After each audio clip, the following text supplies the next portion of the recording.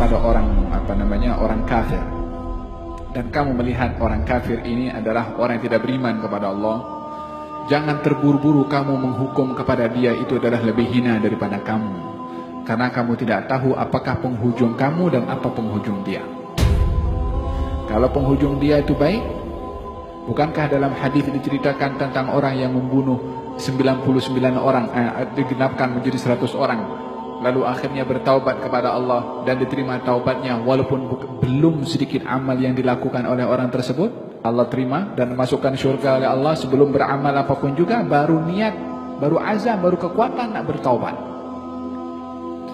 Bukankah di zaman Nabi Musa ada seorang yang alim, seorang yang doanya mustajab, seorang yang disanjung, tapi pada penghujungnya adalah digambarkan oleh Allah Subhanahu wa taala sebagai ulama usu.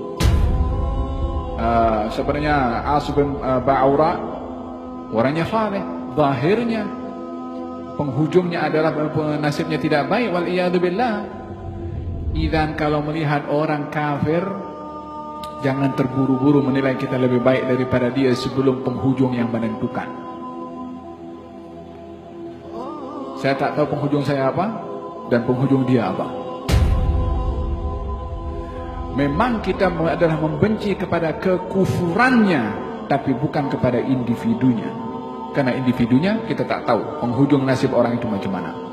Kalau kita nampak orang tua yang lebih tua daripada kita, yang mungkin orang tua ini adalah tidak salat umpamanya, maka kita melihat orang ini lebih tua daripada saya yang mungkin dia dulu sudah kenal Islam dulu sebelum saya kenal Islam, sudah berbuat baik sebelum saya berbuat baik, mungkin dia akan mendapatkan hidayah. Kalau kepada orang yang lebih muda umpamanya yang kita nak anggap dia lebih hina, kita lihat kita lebih dulu berbuat dosa sebelum dia berbuat dosa. Tengok sentiasa kekurangan diri dan kelebihan yang ada pada orang, maka baru kita akan melihat kalau diri kita itu memasuki pintu tawadhu. Tapi selagi masih kita mempertahankan kita punya ego, dan ini bukan perkara, ini ego, dia macam gunung yang kuat ada di kepala dan juga di dada setiap orang, yang setiap orang mau dihormati dan akan tercabar emosi marah kalau orang tidak hormat kepadanya. Fahim dong? Kata Rabi Yazid al-Bustami, orang itu dikatakan tawadhu kalau tengok dirinya tak ada nilai.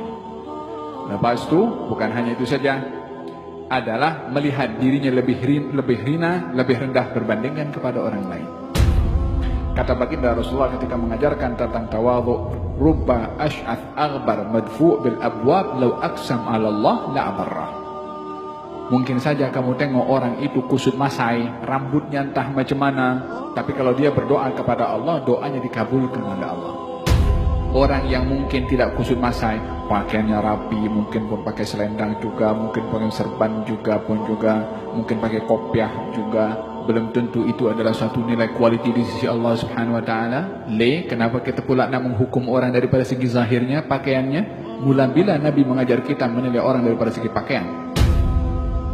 Ini agama adalah agama menilai hati orang.